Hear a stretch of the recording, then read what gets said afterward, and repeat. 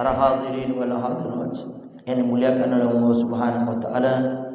Alhamdulillah, pada subuh kali ini Allah Subhanahu wa taala masih memberikan kepada kita kemudahan sehingga di subuh kali ini Allah Subhanahu wa taala masih memberikan kita taufik dan hidayahnya sehingga pada saat ini kita bisa melaksanakan sholat subuh berjamaah.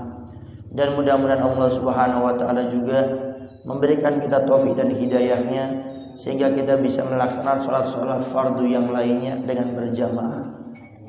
Para hadirin wal hadirat yang dimuliakan oleh Allah Subhanahu wa taala, cinta dunia itu dikatakan bahwasanya adalah dasar pangkal daripada seluruh kesalahan.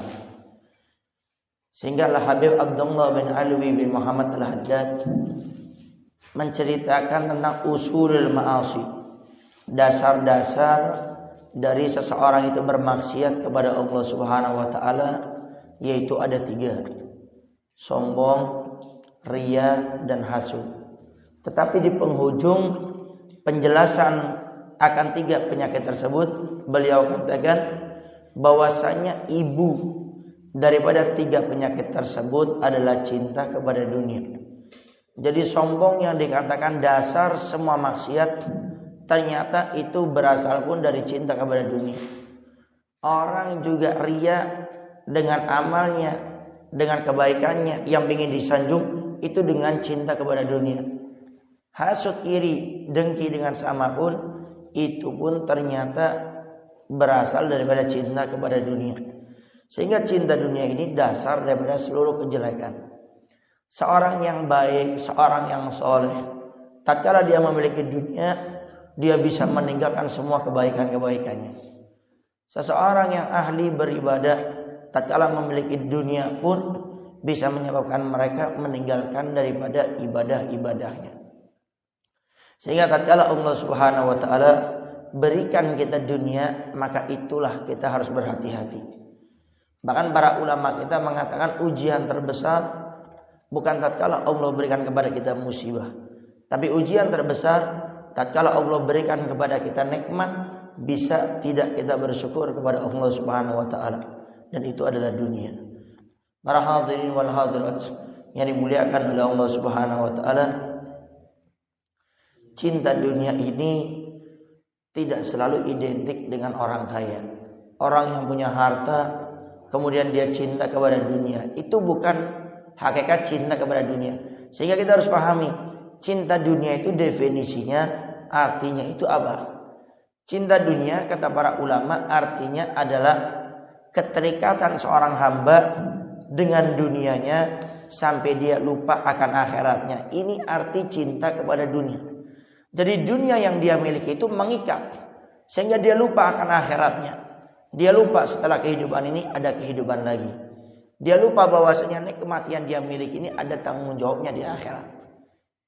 Sehingga cinta dunia ini tidak selalu identik dengan orang miskin, tidak selalu identik dengan orang yang tidak punya harta. Tetapi cinta dunia ini pun bisa kadang-kadang malah menyerang kepada orang yang tidak punya apa-apa. Contoh, ada seorang yang tidak punya harta banyak, dia cuma punya tanah dengan sepetak. Dia hanya punya padi yang dia tanami di sawahnya. Dia hanya punya uang sekian ratus ribu.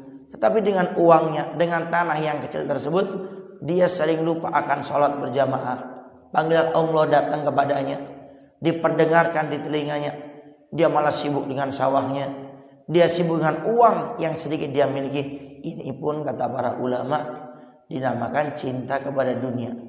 Sehingga keterikatan seorang kepada dunia sampai dia lupa akan akhirat, itu arti cinta kepada dunia. Makanya tatkala Allah berikan kita harta, kita harus berhati-hati. Jangan sampai cinta dunia yang tidak ada di antara kita, tatkala kita punya yang namanya dunia, malah kita muncul kepada cinta kepada yang namanya dunia. Sehingga dikisahkan di zaman dahulu ada yang namanya Qarun. Qarun ini adalah termasuk umatnya Nabi Musa alaihissalam. Orang yang miskin tapi dia taat beribadah, dia selalu mengikuti Nabi Musa. Sehingga suatu saat Qarun ini berkata kepada Nabi Musa alaihissalam, "Wahai Nabi Allah Musa, ajarkan saya satu ilmu, agar dengan ilmu tersebut saya bisa jadi orang kaya. Saya bosan Nabi Musa jadi orang miskin." Nabi Musa ingatkan, "Wahai Qarun, jangan kau minta kaya kepada Allah. Aku takutkan waktu engkau kaya, engkau akan lupa kepada Allah. Engkau tidak mau beribadah, engkau tidak mau lagi ikut kepadaku. Bahkan lebih aku takutkan kamu akan membangkang kepadaku." Lalu Qarun menjawab, "Wahai Nabi Musa, tidak mungkin. Saya ini adalah pengikutmu. Tidak mungkin gara-gara harta saya sampai melupakanmu. Saya tidak mau ikut kepadamu, bahkan membangkang, tidak mau taat kepadamu." Lalu dalam cerita Nabi Musa ajarkan beberapa ilmu, sampai dikatakan Qarun ini diajar oleh Nabi Musa itu ilmu, kalau memegang sesuatu bisa jadi emas. Saking hebatnya ilmu yang diberikan Nabi Musa alaihissalam. Saking hebatnya ilmu yang diberikan Nabi Musa, sampai dalam cerita ini Qarun itu kalau ingin buka gembok daripada gudang hartanya, itu kuncinya yang bawa harus 70 orang. Ada yang katakan 200 orang. Itu kunci gudangnya Fir'aun. Lalu bagaimana besarnya gemboknya, gudangnya, dan banyaknya harta yang dia miliki. Tapi lihat, tatkala Allah Subhanahu wa taala berikan kekayaan kepada Qarun, Allah Subhanahu wa taala tatkala memberikan nikmat lebih kepada Qarun, akhirnya Qarun mulai lupa kepada Allah. Qarun tidak mau ibadah kepada Allah. Qarun tidak mau ikut kepada Nabi Musa. Sehingga Nabi Musa tanya kepada jamaahnya, "Wahai sahabat-sahabatku, mana Qarun?" "Wahai Nabi Allah Musa, sekarang Qarun sudah jadi orang kaya. Qarun sudah memiliki dunia, sehingga Qarun lupa akan semuanya. Dia juga jarang beribadah." Lalu Nabi Musa mengatakan, "Panggil Qarun." Kemudian perintahkan dia untuk mengeluarkan zakat. Lalu sahabat-sahabat Nabi Musa datang kepada Qarun mengingatkan akan zakat. Kemudian Qarun mengatakan, "Aku tidak mau mengeluarkan zakat. Aku mendapatkan ini semua atas jeripayah saya, tidak ada Allah Subhanahu wa taala ikut andil dari harta yang saya miliki." Lalu sahabat ini pulang.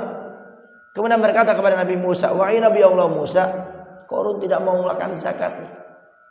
Lalu Nabi Musa mengatakan, "Perintahkan Qarun untuk datang kepada saya." Sahabat ini datang kepada Qarun, kemudian berkata lagi, "Wahai Qarun, Nabi Musa perintahkan kamu untuk datang kepada Nabi Musa." Setelah itu kemudian dikatakan, "Tidak usah. Saya tidak mau datang kepada Nabi Musa." Lalu sahabat ini pulang berkata kepada Nabi Musa, "Wahai Nabi Musa, Qarun tidak mau datang kepadamu." Lalu Nabi Musa marah, Nabi Musa murka. Kemudian setelah itu Nabi Musa alaihissalam berdoa kepada Allah, sehingga harta yang dimiliki oleh Qarun semuanya akhirnya ditenggelamkan oleh Allah Subhanahu wa taala. Para hadirin wa hadirat yang dimuliakan oleh Allah Subhanahu wa taala, ini cerita akan orang yang mencintai dunia ditenggelamkan oleh Allah Subhanahu wa taala. Maka hati-hati, tatkala Allah Subhanahu wa taala memberikan kita kepada dunia, jangan sampai itu menjadi fitnah terbesar kepada kita. Jangan sampai dunia itu mengikat hidup kita sehingga kita melupakan akan akhirat. Dunia yang saat ini kita miliki ini adalah sebentar, tidak lama akan kita tinggalkan. Sehingga jangan sampai gara-gara di dunia kita lupakan akhirat yang sifatnya kekal abadi. Itu saja yang bisa Al-Fakir sampaikan. Kurang lebihnya Al-Fakir minta maaf dan mohon doanya selalu. Mudah-mudahan dunia yang saat ini kita miliki tidak menjadi fitnah kepada kita, tapi menjadikan jembatan kepada kita untuk menuju surganya Allah dengan melalui yang namanya dunia. Itu saja yang bisa Al-Fakir sampaikan. Kurang lebihnya Al-Fakir minta maaf dan mohon doanya selalu. Akhirul kalam. Wassalamualaikum warahmatullahi wabarakatuh.